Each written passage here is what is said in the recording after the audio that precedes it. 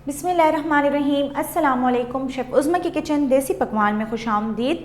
आज मैं आपके साथ बकरा ईद के हवाले से बहुत ही ज़बरदस्त सी रेसिपी शेयर करने लगी हूँ। ऐसी रेसिपी जो आपने कभी बनाई नहीं होगी, जिसको आप घर में बहुत ही आसानी के साथ और कम वक्त में बनाना सीख जाएंगे। तो चलिए रेसिपी की तरफ बढ़ते हैं। आज हम बनाएंगे बीफ स्टीम।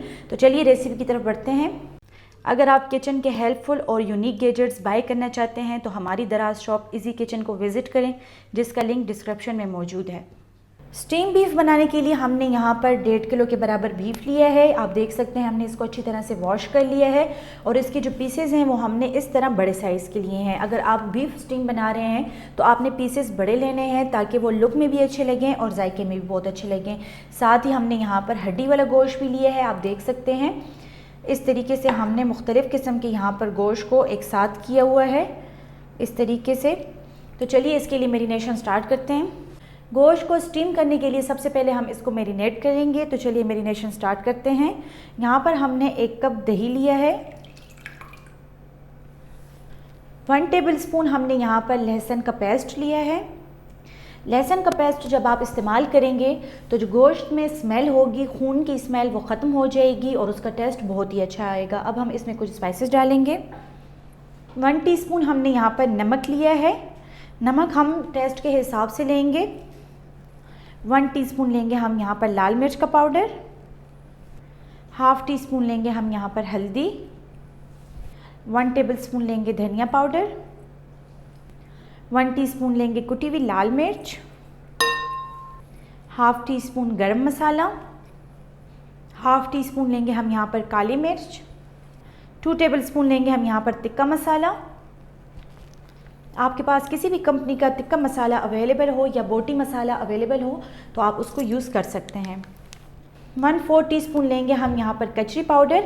अगर आपके पास कचरी पाउडर नहीं है तो आप पपीता पाउडर भी इस्तेमाल कर सकते हैं, पपीते का पेस्ट भी इस्तेमाल कर सकते हैं। इससे क्या होगा कि जो गोश्त आप स्टीम करेंगे वो अच्छी तरह से गल जाएगा, टेंडर हो जाएगा। अब हम इसमें मज़ीद कुछ स्पाइसेस ऐड करेंगे। हाफ़ टी स्पून लेंगे हम यहाँ पर अजवाइन। स्पाइसेस डालने के बाद अब मैं इसमें डालूंगी 2 टेबलस्पून केचप। केचप का इस्तेमाल इसलिए कर रही हूँ ताकि जो हम मैरिनेशन कर रहे हैं और इसका जो मसाला हम रेडी कर रहे हैं वो अच्छी तरह से गोश्त के ऊपर चिपक जाए। 2 टेबलस्पून लेंगे हम यहाँ पर सोया सॉस। 2 टेबलस्पून लेंगे हम यहाँ पर सिरका। आप चाहें तो आप इसमें लेमन जूस भी ऐड कर सकते हैं। लास्ट में मैं इसमें डाल रही हूँ फूड कलर 1/4 टीस्पून। ये वही कलर है जो आप बिरयानी वगैरह में यूज़ करते हैं। तमाम इंग्रेडिएंट्स डाल लेने के बाद अब हमने इसको अच्छी तरह से मिक्स कर लेना है। मैरिनेशन हमने रेडी कर ली है। अब हम इसमें डालेंगे 1 टेबलस्पून घी। अगर आप जो गोश्त वगैरह यूज़ कर रहे हैं वो ऑयली है, उसके साथ चर्बी है, तो आपको ये घी डालने की ज़रूरत नहीं है। अगर नहीं है तो आप उसमें 1 टेबलस्पून घी डाल सकते हैं। मैरिनेशन हमने रेडी कर ली है। अब हम यहाँ पर एक खुला सा बर्तन लेंगे ताकि हम इजीली जो है तो गोश्त को मैरिनेट कर सकें।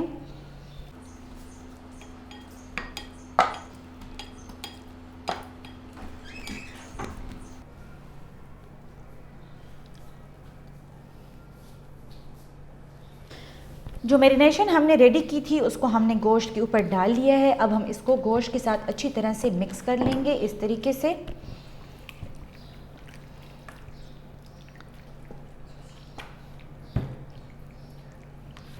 गोश्त को हमने मैरिनेशन में अच्छी तरह से मिक्स कर लिया है। आप देख सकते हैं गोश्त को हमने मैरिनेशन में डिप किया है। आपने भी इसको इसी तरह से डिप करके रखना है 8 घंटे के लिए। आप इसको ओवरनाइट भी रख सकते हैं। इसको आप जितना ज़्यादा टाइम रखेंगे ये उतना ही ज़्यादा टेंडर बनेगा, उतना ही ज़्यादा मज़ेदार और जूसी बनेगा। मैं इसको 8 घंटे के लिए मैरिनेशन के लिए रख दूँगी, उसके बाद हम इसका नेक्स्ट प्रोसीजर करेंगे।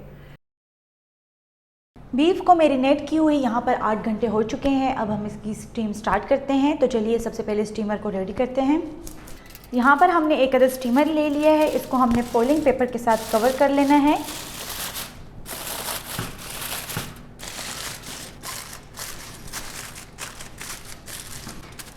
स्टीमर को हमने फॉइलिंग पेपर के साथ कवर कर लिया है। यहाँ पर हमने सेंटर में एक सुराख कर ली है, जिससे ये होगा कि जो इसमें भाप जमा होगी वो पानी इससे निकलता रहेगा, इसके मसाले को बिल्कुल भी डिस्टर्ब नहीं करेगा। तो चलिए इसको बनाना स्टार्ट करते हैं।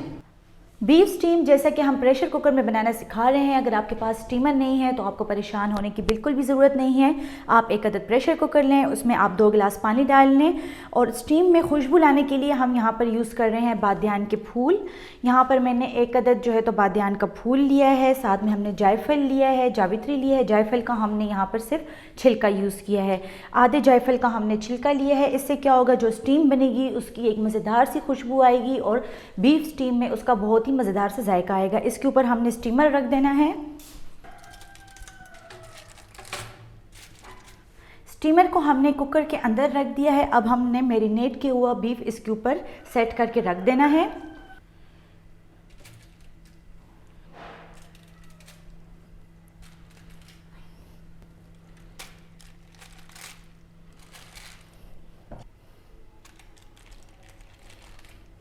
बीफ को हमने स्टीमर के ऊपर सेट करके रख दिया है और जो मैरिनेशन बच गई है उसमें जो मसाला होगा उसको हम बीफ के ऊपर इस तरीके से डाल देंगे।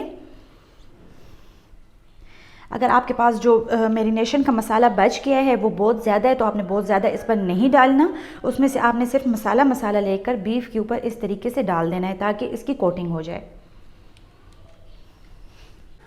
बीफ को हमने सेट कर लिया है। अब हम इसको बटर पेपर के साथ ऊपर से कवर करेंगे। बीफ को ऊपर से बटर पेपर के साथ कवर करने का सिर्फ यही मकसद है, जब प्रेशर कुकर में भाप जमा हो और जो ढक्कन के ऊपर भाप के कतरे जमा होते हैं वो डायरेक्ट बीफ के ऊपर ना गिरे, इसलिए हमने इसको ऊपर से बटर पेपर के साथ कवर कर लिया है। अब हम इसके ऊपर ढक्कन लगा लेंगे। प्रेशर कुकर के ऊपर वेट रखने के बाद हमने इसके नीचे हाई फ्लेम लगा देनी है 10 मिनट तक, जब तक कि इसके ऊपर प्रेशर ना आ जाए। जब इसको प्रेशर आ जाएगा तो हम इसको दम वाली आग के ऊपर 2 घंटे तक पकाएंगे। 2 घंटे हो चुके हैं, फ्लेम हमने ऑफ कर ली है, प्रेशर कुकर का प्रेशर हमने डाउन कर लिया है। अब हम इसको खोलेंगे।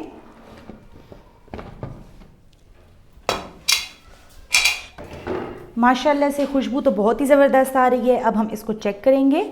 बटर पेपर हमने ऊपर से हटा लेना है।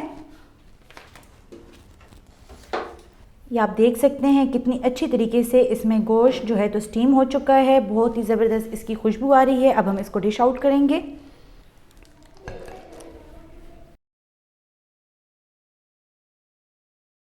बहुत ही मज़ेदार स्टीम बीफ तैयार है। उम्मीद करती हूँ कि आपको हमारी आज की रेसिपी पसंद आई होगी। आप भी इसको ईद पर ज़रूर ट्राई करें, इंशाल्लाह आपको इसका टेस्ट बहुत ही अच्छा लगेगा और बहुत ही आसानी से बनने वाली ये रेसिपी है। कमेंट बॉक्स में अपनी राय का इजहार ज़रूर करें। मज़ीद हेल्दी और मज़ेदार रेसिपीज़ देखने के लिए हमारे यूट्यूब चैनल को सब्सक्राइब कर लें, फेसबुक पेज को लाइक कर लें और इंस्टाग्राम पर हमें फॉलो करें। तो चलती हूँ, दुआ में याद रखिएगा। इंशाल्लाह फिर मुलाकात होगी आसान, मज़ेदार और हेल्दी रेसिपी के साथ। शुक्रिया, अल्लाह हाफ़िज़।